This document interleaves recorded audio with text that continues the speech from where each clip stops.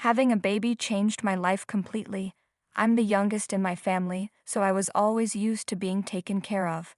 But when I had my son, I knew everything would be different. Still, I wasn't expecting how difficult motherhood would start out. Hi, I'm Gwen, and at 26 I had my first child. My son, Heath, meant everything to me and my husband, Hugh. From the moment I heard Heath cry in the hospital, I knew I wanted to dedicate my life to him. That's what parents do, right? But things don't always go as planned.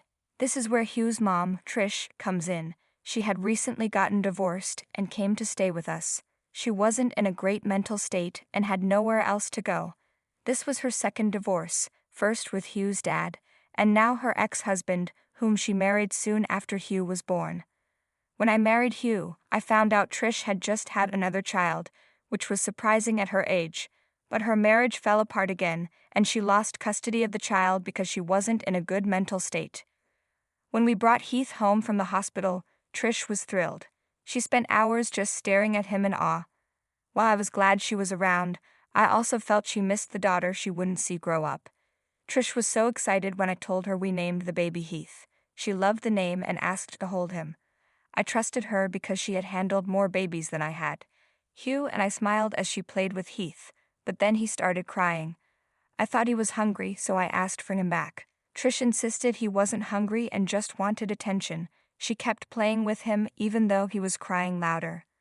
I looked at Hugh for help, and he gently suggested Trish let me take care of Heath. But Trish didn't listen and shook the baby lightly, which made me nervous. I finally managed to take Heath from her, even though she tried to hold on. This was just the beginning of her strange behavior. Trish would play with Heath even when he was sleeping, waking him up just when I had finally calmed him down.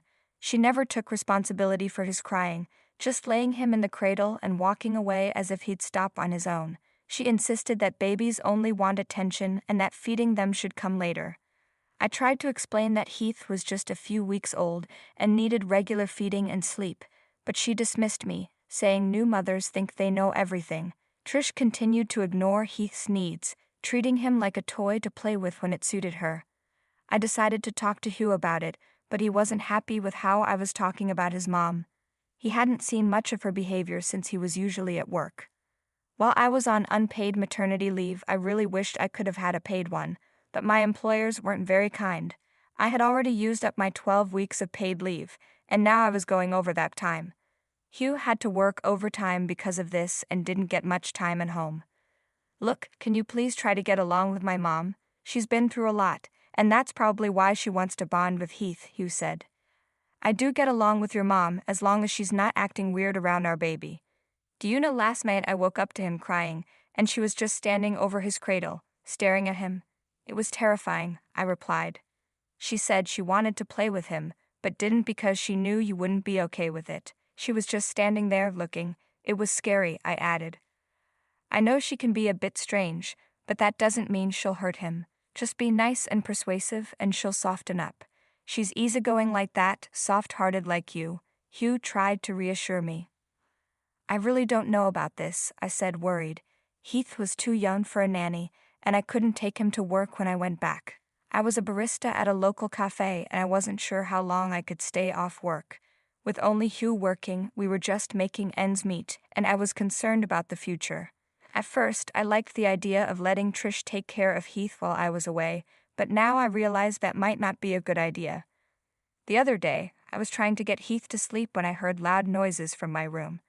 I peeked in and saw Trish stomping around, looking like she was deep in thought. When she noticed me, I quickly looked away, but she swung the door open. Do you think I should talk to my lawyer again? She asked abruptly. Talk to your lawyer? About what? I asked, confused. About my baby. Like the one you have. I think I can get her back if I try really hard. Maybe I could file a lawsuit against Tony and prove he's not a reliable person for her to grow up with, she said.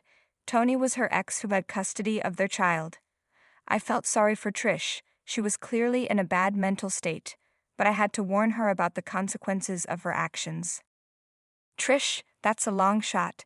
Even if you prove Tony can't raise the child, you won't get her back. They'll say both parents are unfit, and she'll go through the foster care system until she turns 18, I explained. But then I can adopt her as soon as she's put up for adoption. You can keep Heath, and I'll get my baby. Everyone will be happy, Trish said. Trish, no offense, but you're starting to sound like you're losing your mind. You need to relax and let go of this. You need help, I said gently. Are you calling me crazy? Me, the mother of your husband? Do you know what I've done to raise him, the sacrifices I've made? And now you want to take this baby away from me? He's my baby too, she shouted. Since when are we talking about Heath? If you want your child back, the only way is to be real and legal. Maybe you should get some help and then prove you can have joint custody, I said. Don't lecture me. You're just a barista who caught my son's eye. You're no one, and you won't make a good mom. Not like me anyway, Trish snapped. What's with you? Where are you going with all this? We let you stay in our home because you had nowhere else to go, and this is how you treat me. I'm sorry life hasn't been great for you. But lashing out at me won't help, I said, trying to stay calm. Shut up, shut up. I'm leaving, she screamed, coming dangerously close to me before storming out. I was scared that Trish might hurt me or Heath, but thankfully she didn't. Losing custody of her child had clearly messed with her mind, and things were getting worse. Hugh didn't even listen to me. When I told him what happened, he got mad at me for letting Trish go out on her own when she wasn't thinking straight. He didn't believe me when I told him she was fixated on the whole baby thing. Later, Trish came back home and said she'd been sitting on a park bench all day, even though it had only been a few hours since she left.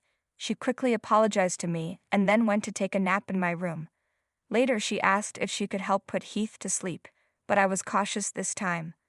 I wasn't about to let her handle the baby without supervision. Things didn't get easier after that. There came a point where I knew I'd need to ask Trish to leave for good. Things really took a turn one day when we were taking care of a sleeping Heath. How much does it cost to take care of a baby these days? Trish asked. Oh well, the diapers, other supplies, and baby-proofing the house add up. Maybe around $100 a month if you're lucky, and even more when the baby starts crawling or walking, I replied, just wondering. If you have something on your mind, you can tell me, I added. Oh, nothing. It didn't used to be so expensive back when I had Hugh, but I'd still have the baby, no hesitation. They're complete angels until they start crying. But yes, I get it. I'd give anything for little Heath. So would I, Gwen. So would I. I'd be willing to give up anything for our baby, Trish said. Our baby? The way she said it felt oddly uncomfortable, but I didn't pay much attention to it. Days passed quickly. Trish started going out regularly every evening around 5 o'clock, all dressed up with her purse. There was no way she had started seeing someone new at her age, so I figured she was just going for walks, trying to feel better. Honestly, we were supportive of her trying to improve. She also began acting more normal with Heath. She didn't act weirdly, would hand me the baby whenever he cried, and even helped make his food and buy diapers occasionally. I was relieved that she seemed to be feeling better and more like herself. I even considered leaving Heath with her when I went back to work soon. But then one day I overheard her while she was playing with him in the living room. I'd been exhausted from taking care of him all day and was trying to drift off to sleep. A while later, I heard Heath crying, which woke me up. As soon as I got up, he became quiet. Then I heard Trish say, "That's a good boy, that's a good baby. You're mine, okay? You're my baby, and Mom is going to take real good care of you. We're going to fly away to a nice place where you'll have lots of toys to play with. Don't you want that?" I wondered how much of what she said was serious and how much was just play. She had definitely managed to calm Heath down. When I got to my senses, I realized his cradle had been moved from my room. The cradle wasn't very heavy, but it was odd that she moved it without waking me up. When I walked into the living room, my heart skipped a beat. The cradle had been modified, and she'd hung large Christmas balls on top to entertain the baby. It looked pretty, but the problem was the balls were made of glass and could have fallen on his face at any moment. I quickly picked Heath up.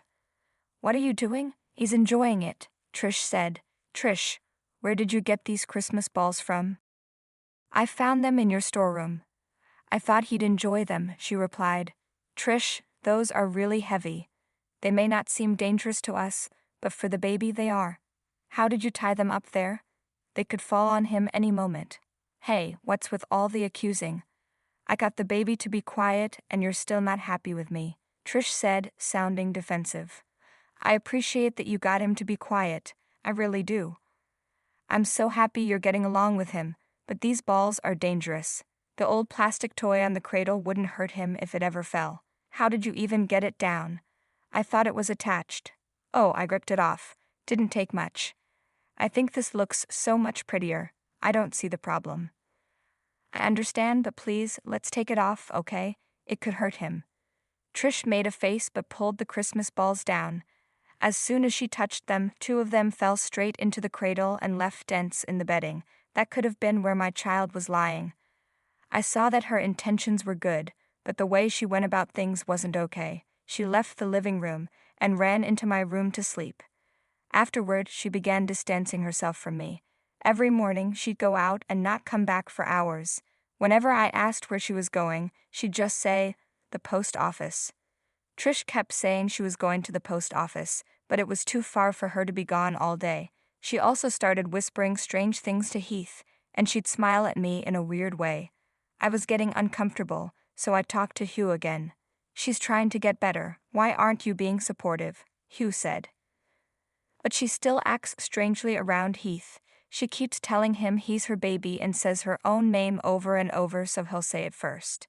You know about the Christmas balls incident, and I'm really concerned. You're overthinking this. She's taking care of our baby. Yes, the Christmas balls were a mistake, but you handled it, and she won't do it again. And you need to help her get to the post office if that's where she's going." "Hugh, she's obviously not going to the post office every day. Why would she?" "Because she used to work there and has friends there. Maybe she got a part-time job." "Then why wouldn't she tell us about it?" "I don't know, okay? Just relax and stop keeping an eye on my mom. She's innocent, there's no need to accuse her." That was it, I lost it. Hugh refused to believe me no matter what I said.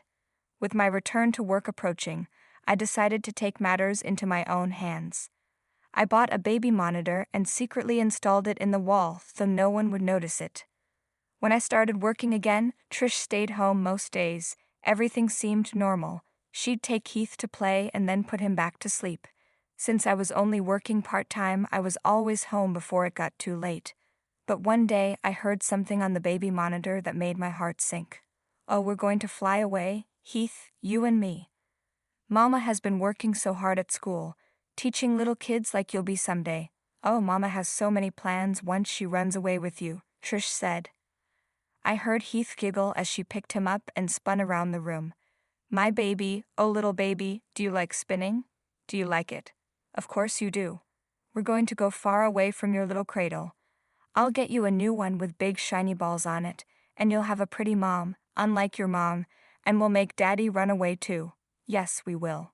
What was going on? I was horrified. She continued spinning around the room with Heath, but when she finally sat down, Heath started crying. She placed him on the edge of the bed and held her head like she was dizzy. I panicked, thinking Heath might fall, but she picked him up just in time and put him back in his cradle. "You keep crying, and I'm not giving you any more attention. In my house, you'll learn discipline from the get-go. Children these days, I swear to God," she said and slammed the door. I was deeply concerned. I recorded the footage and considered sending it to Hugh, but I wanted to make sure I wasn't overreacting. That day, I went home early, worried about my child. Trish opened the door, looking worn out and tired. She yawned and went straight to sleep without saying a word. I rushed to my room, quickly fed Heath, and calmed him down. Once he was asleep, I locked the room from the inside and started searching. Trish always carried a big red purse whenever she went out, and I needed to find it. After searching my room for almost an hour, I found nothing. Then I noticed it hanging from the coat rack. I grabbed it as quietly as possible, and when I looked inside, I was shocked. She had a teacher's ID card for a school and a plane ticket scheduled for the day after tomorrow. She had been planning to run away with my child. I kept the ticket and ID card to myself and sent the video to Hugh, asking him to come home as soon as possible. "This can't be real. Oh, for God's sake, you still think I'm overreacting?" I asked when Hugh saw the footage and held the ticket and ID card in his hand. Hugh was speechless. He realized Trish had been working for months to arrange all this. She clearly needed help. We decided to call Hugh's dad, Jonah. Jonah quickly picked up the call. When Hugh told him what was happening, Jonah was saddened but agreed that Trish needed to be removed from the house. He suggested we consider a retirement home for her. Do you think she should go to a retirement home? Hugh asked. That's what I'd do. But I think she needs psychiatric care first, Jonah replied. So you want her out of the house for good? Hugh confirmed. Yes, please, I said. Okay, I'll come over to talk to her in person. Let's get started, Jonah agreed. Jonah had been around when Heath was born, and he and Trish would often argue over small things, but he came over anyway. Hugh and Jonah talked to Trish, and there was a lot of crying and yelling. He's my baby, Trish screamed. No, he's my son. Trish, you need to get out of here before we have to forcefully remove you, Hugh said. Oh, I'd like to see you try, Trish shot back. By then, I'd lost my patience. Trish had done so much to upset me that I wanted her out of our lives for good. You will never set foot in this house again. Just go away and keep your hands off my son. Enough. Both of you. Jonah intervened. Mom, please don't make this complicated. Come with us. The fighting continued for a while, but I finally decided to let her go into a retirement home for good. The people at the nursing home said they'd provide her with some psychological help as well. I didn't care anymore. I tore up the plane ticket in front of her and called the school where she worked to ensure she wouldn't be allowed near any kids again. Maybe I went too far in my anger,